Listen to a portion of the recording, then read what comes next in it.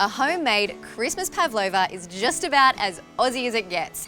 And today we're going to show you how to make one easily using your backyard Barbie. Now this twist on the classic pav is topped with fresh cream, cherries, and the final surprise, some crushed Tim Tams. Beat your egg whites until soft peaks form and then gradually add the sugar until you have a nice thick meringue. Finally add vinegar, corn flour and vanilla and beat for another 30 seconds.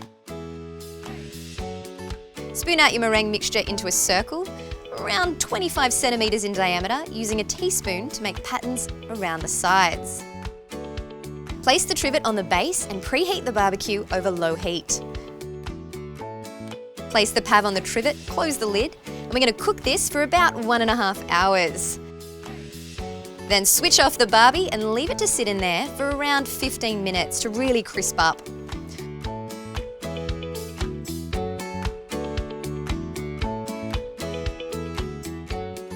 Top your cooled pav base with whipped cream, cherries, strawberries, and some crushed Tim Tams. Now for this recipe and many more mighty helpful tips, head over to the Mitre 10 website.